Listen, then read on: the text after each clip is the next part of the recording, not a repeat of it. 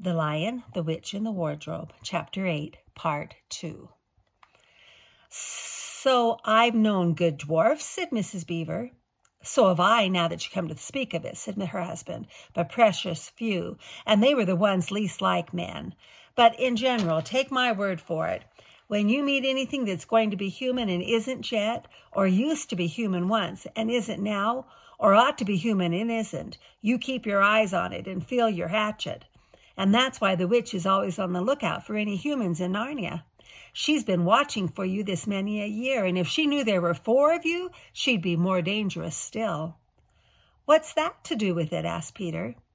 "Because of another prophecy," said Mr. Beaver, "down at Cair Paravel. That's the castle on the sea coast, down on the mouth of the river, which ought to be the capital of the whole country if all was as it should be. Down at Cair Paravel there are 4 thrones, and it's a saying in Narnia, time out of mind, that when 2 sons of Adam and 2 daughters of Eve sit in those 4 thrones, then it will be the end, not only of the White Witch's reign, but of her life. And that is why we had to be so cautious as we came along. For if she knew about you,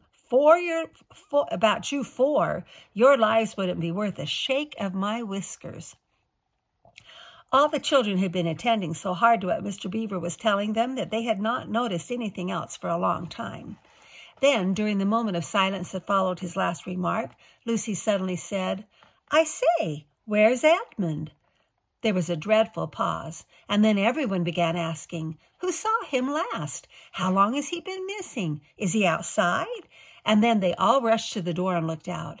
The snow was falling thickly and steadily. The green ice of the pool had vanished under a thick white blanket, and from where the little house stood in the center of the dam, you could hardly see either bank. Out they went, plunging well over their ankles into the soft new snow, and went round the house in every direction. "Edmund! Edmund!" they called, till they were hoarse, but the silently falling snow seemed to muffle their voices, and there was not even an echo in answer. "How perfectly dreadful," said Susan, as they last came back in despair. "Oh, how I wish we had never come." "What on earth are we to do, Mr. Beaver?" said Peter. "Do," said Mr. Beaver, who was already putting on his snow boots. "Do? We must be off at once. We haven't a moment to spare." "We'd better divide into 4 search parties," said Peter, "and all go in different directions. Whoever finds him must come back here at once and—" "Search parties, son of Adam," said Mr. Beaver. "What for?" "Why, to look for Edmund, of course." "There's no point in looking for him," said Mr. Beaver. "What do you mean?" said Susan. "He can't be far away yet, and we've got to find him. What do you mean when you say there's no use looking for him?" "The reason there's no use looking," said Mr. Beaver, "is that we know already where he's gone." Everyone stared in amazement. "Don't you understand?" said Mr. Beaver. "He's gone to her, to the White Witch. He has betrayed us all." "Oh, surely, oh, really," said Susan, "he can't have done that." "Can't he?" said Mr. Beaver, looking very hard at the 3 children, and everything they wanted to say died on their lips, for each felt suddenly quite certain inside that this was exactly what Edmund had done. "But will he know the way?" said Peter. "Has he been in this country before?" asked Mr. Beaver. "Has he ever been here alone?" "Yes," said Lucy, almost in a whisper. "I'm afraid he has." "And did he tell you what he had done or who he had met?" "Well, no, he didn't," said Peter. "Then mark my words," said Mr. Beaver. "He has already met the White Witch and joined her side and been told where she lives. I didn't like to mention it before, he being your brother and all, but the moment I set eyes on that brother of yours, I said to myself, treacherous. He had the look of one who has been with the witch and eaten her food. You can always tell them if you've lived long in Narnia, something about their eyes." "All the same," said Peter in a rather choking sort of voice, "we still have to go and look for him. He is our brother, after all, even if he is rather a little beast, and he's only a kid." "Go to the witch's house?" said Mr. Beaver. "Don't you see the only chance of saving either him or yourself is to keep away from her?" "How do you mean?" said Lucy.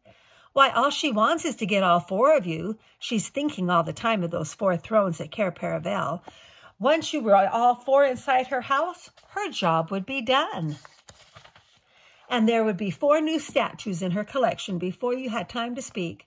But she'll keep him alive as long as he's the only one she's got, because she'll want to use him as a decoy, as bait to catch the rest of you with." "Oh, can no one help us?" wailed Lucy. "Only Aslan," said Mrs. Beaver. "We must go and meet him. That's our only chance now." "It seems to me, my dear," said Mrs. Beaver, "that it is very important to know just when he slipped away. How much he can tell her depends on how much he heard. For instance, had we started talking of Aslan before he left? If not, then we may do very well, for she won't know that Aslan has come to Narnia, or that we are meeting him, and will be quite off her guard as far as that is concerned." "I don't remember his being here when we were talking about Aslan," began Peter, but Lucy interrupted him.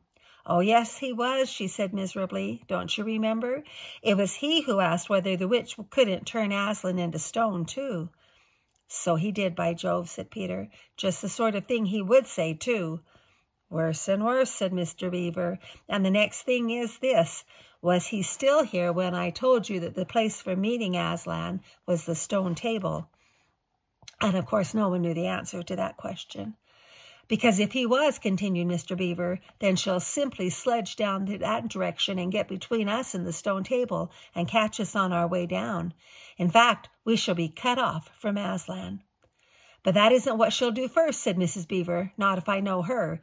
The moment that Edmund tells her that we are all here, she'll set out to catch us this very night. And if he's been gone about half an hour, she'll be here in about another 20 minutes. "You're right, Mrs. Beaver," said her husband. "We must all get away from here. There's not a moment to lose."